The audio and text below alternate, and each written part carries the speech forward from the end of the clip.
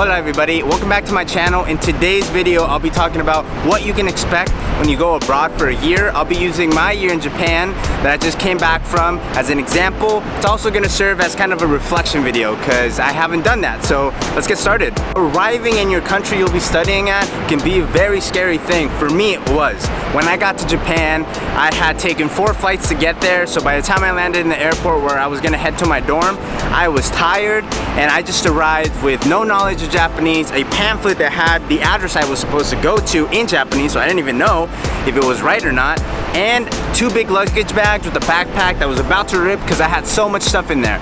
And when I got in the taxi, surprisingly I was able to get one by showing a pamphlet and saying, I want to go here. But after doing that and just driving like for 30 minutes, you know, it was building up the tension for me at least, because I didn't know where I was going. He could be taking me to like some unknown location where I'll never be heard of again. But you know, luckily Japan's a pretty safe country and I got to where I needed to go. And when I got there, it was kind of confusing to check in just because I didn't speak Japanese and it was pretty late at night. Well, okay, it was like 9.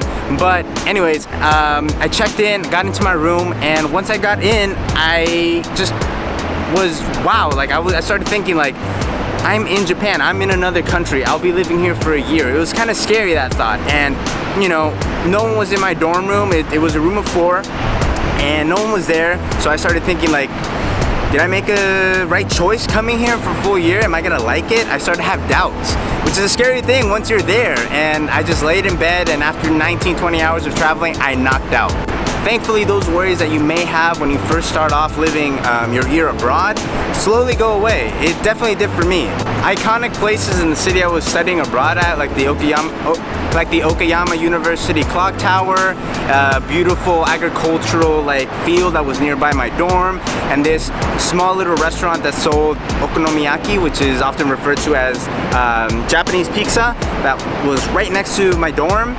Those places just started to become very normal for me. Once that happens, well, this is where the really awesome kind of experience of going abroad comes in, because you start doing things you've never done before. For me, it was using a bike as my main mode of transportation as opposed to a car, using trains fairly regularly when I had never boarded a train before, and going to small festivals in rural parts of Japan, in a country that I let alone didn't know I was going to go to, but places that I had absolutely no clue ever existed because they were just so small and tucked away in a mountain.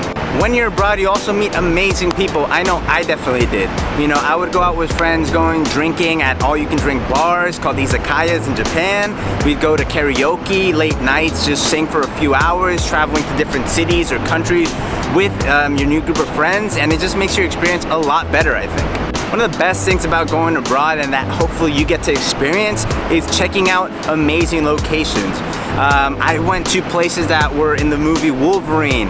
I went to places that were photographed by millions of tourists that have been to Japan, and places that have been reposted on Facebook hundreds and hundreds and hundreds of times. You get to discover how amazing a place is, or maybe how not amazing a place is.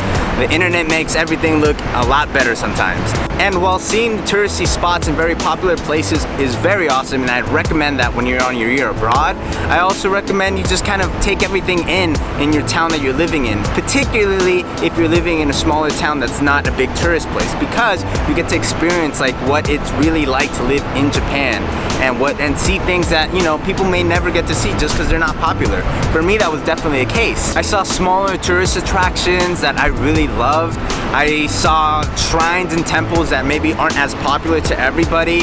I just got to see what it was really like, and I really enjoyed that part of it. One of my favorite spots was this bridge that I would go running to. It was about 15 minutes away from my dorm, and it was the best place to watch the sunset.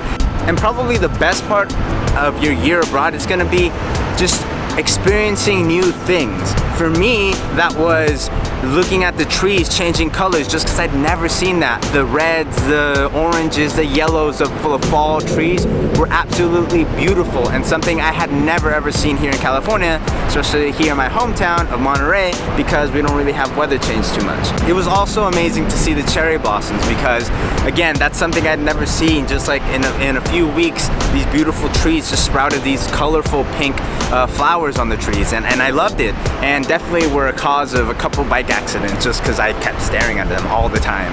And I can't forget about the amazing festivals that you get to see when you're abroad. There was a lot of them, and it was great. There were stalls that people like put together to sell food, and there were just long lines of them, which the food was amazing. Maybe a little pricey, but still amazing nonetheless. Seeing people in traditional clothing. I love seeing people in yukatas during these festivals in Japan. They are beautiful and definitely one of my favorite things about living there. And you'll get to see very unique things like this all-age inclusive dance competition where I saw younger people dancing against like older people, and I gotta say, those old folks, they dance a lot better than I do. Lastly, expect to gain weight because the food you're gonna be eating over there is gonna be great. It's gonna be things you've never seen, maybe things you have already seen, but it's gonna be authentic, and you're just gonna find yourself saying yes, yes, yes, and yes.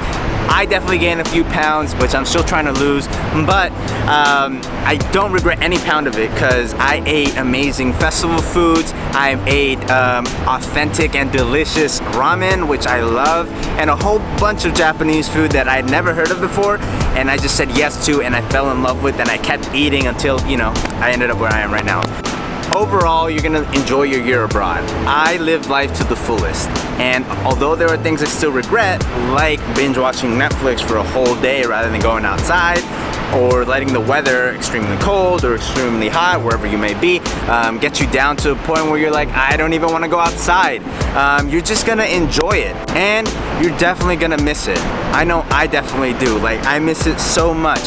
When I left, it wasn't a goodbye. It was more of like, I'll see you later, because I don't know how, I don't know when, I don't know what purpose I will be going for, but I know I'm gonna go back to Japan because I just miss it so much. But until then, I guess I'll just have to look over my old YouTube videos and look through old pictures. Thank you guys for watching. Like and share this video, please. Subscribe if you aren't already subscribed, and if you have a question, leave a comment down below. I'll do my best to answer it because I really want to be helpful to anybody interested in studying abroad. With that, hasta luego everybody. I am cold, so I will be running home.